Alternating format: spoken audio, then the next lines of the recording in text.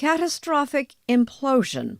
The unthinkable became all too real this past week as we learned of the fate of undersea explorer Stockton Rush's Titan submersible on its way to the Atlantic grave of the Titanic.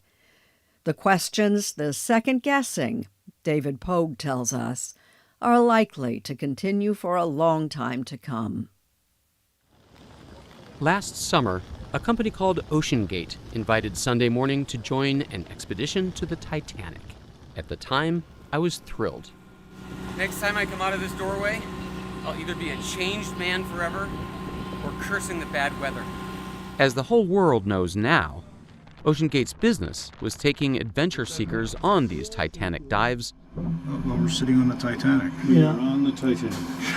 for $250,000 a ticket on a one-of-a-kind carbon fiber submersible called the Titan. Carbon fiber is a great material. It's better than titanium. It's better than a lot of other materials. This is Stockton Rush, the CEO of OceanGate and the designer of the sub.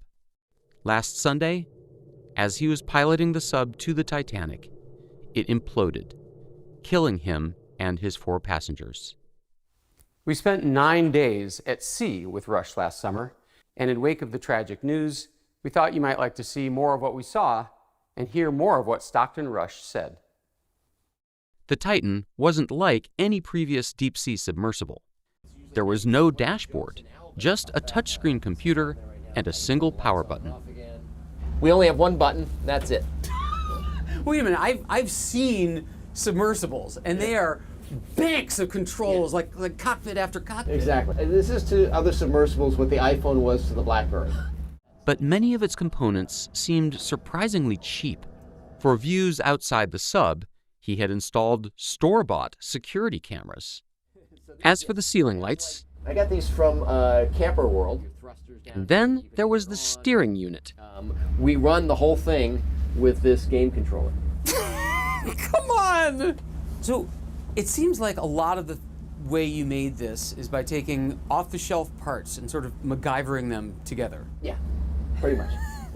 Does that not raise anybody's eyebrows in the industry? Oh yeah. Oh yeah. Yeah, no, I'm definitely an outlier. There were a lot of rules out there that didn't make engineering sense to me. Everyone I know keeps asking me the same question. Why would you get on that dangerous sub? Well, first of all, Stockton Rush had the credentials. He majored in aerospace engineering at Princeton. He designed and flew his own airplanes. He designed previous submersibles.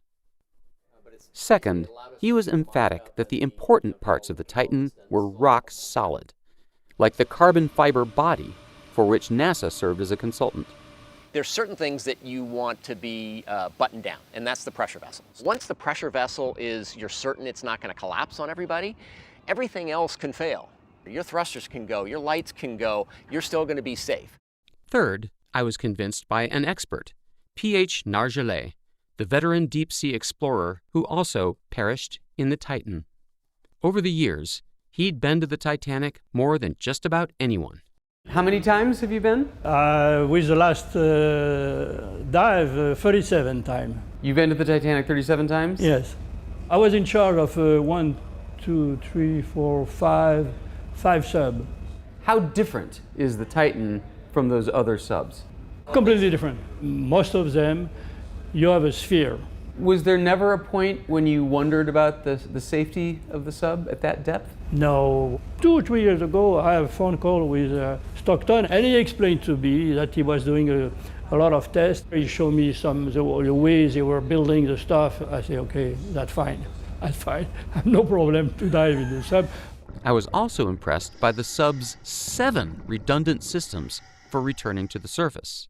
These are roll weights. We can actually roll this up and those come off. That gains us some buoyancy to come back to the surface. Okay. These triple weights, we call them, are hydraulically driven. Expedition manager Kyle Bingham. Underneath this tray hang these bags. We're right around 35 pounds. And those hang down there.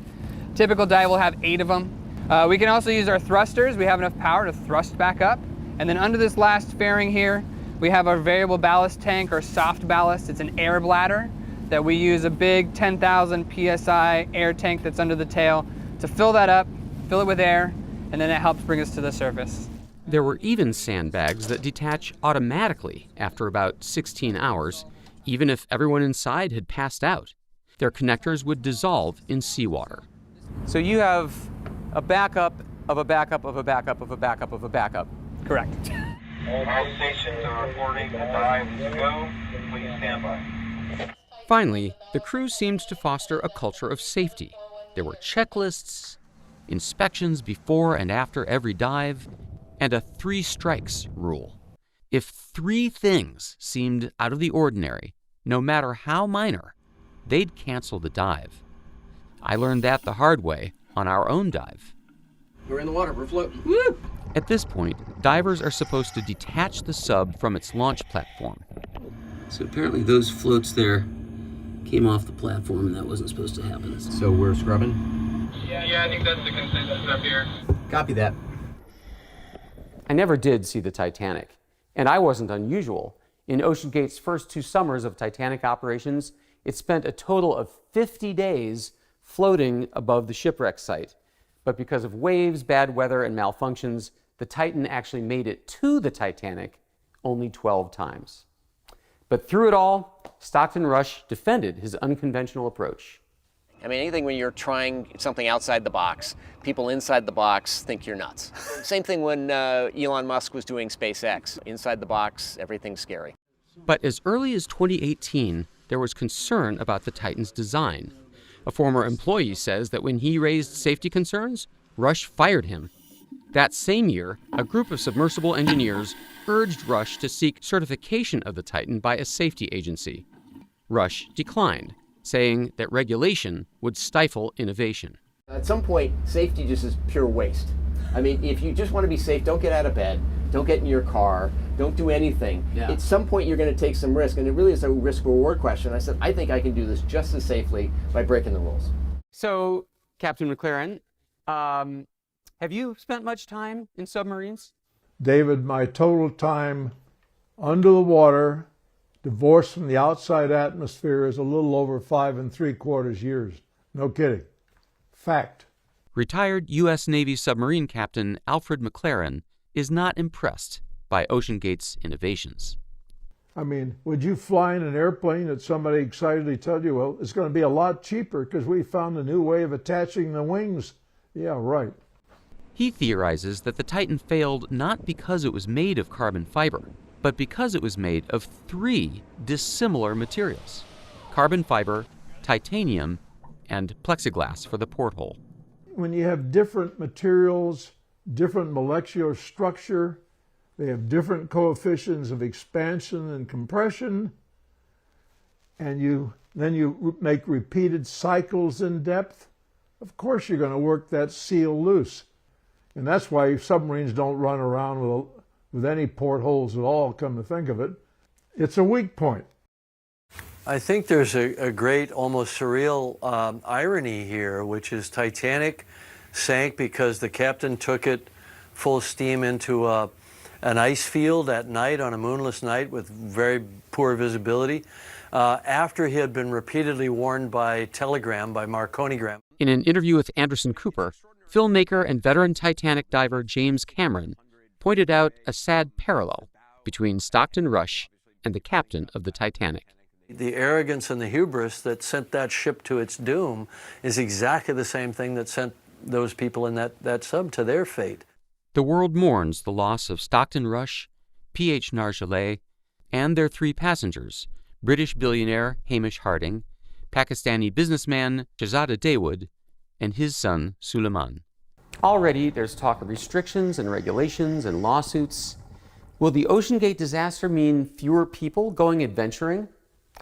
Well, every year people do die skydiving and scuba diving and climbing Mount Everest. Tragic every time, and yet people still keep coming. Some people just have that itch. For them, danger is the point. The risk of dying gives meaning to living. I think Stockton Rush was among them. I wanted to be sort of the Captain Kirk. I didn't want to be the passenger in the back. And I realized that the ocean is the universe. That's where life is.